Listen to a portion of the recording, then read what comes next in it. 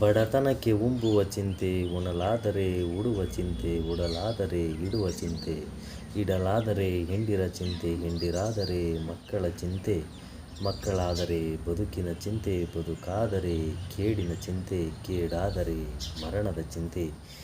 ಇಂತಿ ಹಲವು ಚಿಂತೆಯಲ್ಲಿ ಪಾತರನು ಕಂಡೆ, ಶಿವನ ಚಿಂತೆಯಲ್ಲಿದ್ದವರೊಬ್ಬರನ್ನು ಕಾಣೆನೆಂದಾತ ನಮ್ಮ ಅಂಬಿಗರ ಚೌಡಯ್ಯ.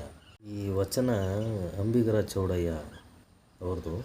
ಅವ್ರ ಕಾಯಕ ಬಂದು ದೋಣಿ ನಡೆಸೋದು. ಅಂಬಿಗರ ಚೌಡಯ್ಯ 12ನೇ ಶತಮಾನದಲ್ಲಿ ಬಸವಾದಿ ಶರಣರ ಜೊತೆ ಇದ್ದಂತಹ ಅಂಬಿಗರ ಚೌಡಯ್ಯನವರು ಮನುಷ್ಯಂದು ಮನಸ್ಸು ಹೆಂಗಿರುತ್ತೆ ಅಂಥೇಳಿ ಅವತ್ತಿನ ಕಾಲಕ್ಕೆ ಈ ಥರ ವಚನದ ಮುಖಾಂತರ ನಮಗೆ ತಿಳಿಸಿದ್ದಾರೆ. ಅಂದರೆ ಬಡತನಕ್ಕೆ ಊಟ ಮಾಡಬೇಕು ಅಂದರೆ ಮನುಷ್ಯನಿಗೆ ಮೂಲಭೂತ ಸೌಕರ್ಯ, ಊಟ ಮಾಡಲೇಬೇಕು, ಜೀವಿಸ್ಬೇಕು. ಊಟ ಆದಮೇಲೆ ಒಳ್ಳೆ ಬಟ್ಟೆ ಹಾಕಬೇಕು, ಒಳ್ಳೆ ಬ್ರ್ಯಾಂಡೆಡ್ ಬಟ್ಟೆ, ಒಳ್ಳೆ ಚಪ್ಪಲಿ ಹಾಕಬೇಕು, ಎಲ್ಲ ನೋಡೋ ಥರ ಒಳ್ಳೆ ಕಾರ್ ತೊಗೋಬೇಕು, ಈ ಥರ ಎಲ್ಲ ಇರುತ್ತೆ. ಉಡುವ ಚಿಂತೆ ಎಲ್ಲ ಸಿಕ್ತು. ಎಲ್ಲ ಸಿಕ್ಕಿದ ಮೇಲೆ ಇಡೋ ಚಿಂತೆ ಅಂದರೆ ಕೂಡಿಡಬೇಕು, ನಾನು 4 ಜನ ಥರ ಬದುಕಬೇಕು ಅಂತೇಳಿ.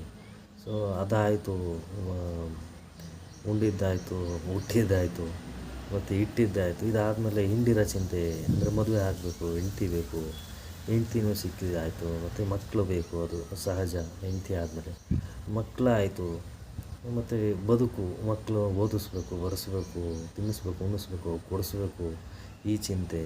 ಇದಾದಮೇಲೆ ಕೇಡಿನ ಚಿಂತೆ ಅಂದರೆ ಭಯ ಶುರುವಾಗುತ್ತೆ. ಯಾರು ನಾನು ಚೆನ್ನಾಗಿ ಬದುಕಿದ್ದೀನಿ, ಯಾರು ನನ್ನ ಕೇಡು ಬಯಸ್ತಾರೋ, ಹೊಟ್ಟೆ ಕಿಚ್ಚಿಬಿಡ್ತಾರೋ, ದೃಷ್ಟಿ ಬೀಳುತ್ತೋ ಅಂತ ಅದೊಂದು ಕೇಡಿರುತ್ತೆ. ಆ ಕೇಡಲ್ಲೇ ಬದುಕ್ತಾ ಇರ್ತೀವಿ. ನಂತರ ಅದು ಇನ್ನೇನು ಕೇಡು ಮುಗೀತು ನಮಗೆ ಬೇಕಾದ್ರೆ ಮರಣದ ಚಿಂತೆ, ಅಲ್ಲೇ ಸಾವು ಸಮೀಪಿಸ್ಬಿಟ್ಟಿರ್ತದೆ. ಅಂದರೆ ಎಷ್ಟು ಬೇಗ ಸಮೀಪಿಸಿರುತ್ತೆ ಅಂತ ನನಗೆ ಗೊತ್ತಿರಲ್ಲ. ಅದನ್ನು ಎಲ್ಲ ಕಂಡುಹಿಡಿಬೋದು, ಸಾವು ಕಂಡುಹಿಡಿಯೋಕ್ಕಾಗಲ್ಲ. ಅಂದರೆ ಇಷ್ಟೆಲ್ಲ ಚಿಂತೆಯಲ್ಲೂ ಮನುಷ್ಯ, ಚಿಂತೆ ಅಂದರೆ ಈಕ್ವಲ್ ಟು ಆಸೆ, ಈ ವಚನದ ಅರ್ಥ. ಎಲ್ಲ ಆಸೆಯಲ್ಲೂ ಬದುಕ್ತಾ ಇರ್ತೀವಿ. ಆದರೆ ಶಿವ ಅಥವಾ ದೇವರು, ಶಿವ ಅಂದರೆ ದೇವರು, ದೇವರ ಚಿಂತೆಯಲ್ಲಿ ಅವ್ರಿಗೆ ಆಸೆ ಪಟ್ಟು ನಾನು ಪೂಜೆ ಮಾಡಬೇಕು ಅನ್ನೋರು ಒಬ್ಬರನ್ನೂ ಕಾಣಲಿಲ್ಲ ನಾನು ಅಂಥೇಳಿ ಅಂಬಿಗರ ಚೌಡಯ್ಯನವರು ಅವ್ರ ವಚನದಲ್ಲಿ ಈ ಮಾತು ಸ್ಪಷ್ಟವಾಗಿ ಹೇಳಿದ್ದಾರೆ. ಇದೆಲ್ಲ ನಾವು ತಿಳ್ಕೋಬೇಕು. ಅಂದರೆ ದೇವ್ರ ಪೂಜೆನೇ ಮಾಡ್ಕೊಂಡು ಕೂತ್ಕೋಬೇಕು ಅಂತಲ್ಲ, ಕಾಯಕ ಬೇಕಿಲ್ಲ ಅಂತಲೂ ಹೇಳಿದ್ರು ಬಸವಣ್ಣವರು. ಕಾಯಕನೂ ಮಾಡಬೇಕು, ಪೂಜೆನೂ ಮಾಡಬೇಕು.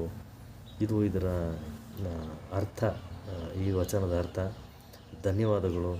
ಹಾಗೆ ನನ್ನ ಯೂಟ್ಯೂಬ್ ಚಾನಲ್ನ ಲೈಕ್ ಮಾಡಿ, ಶೇರ್ ಮಾಡಿ, ಹಾಗೆ ಸಬ್ಸ್ಕ್ರೈಬ್ ಮಾಡಿ. ಮುಂದಿನ ವೀಡಿಯೋದಲ್ಲಿ ಸಿಗೋಣ. Thank you.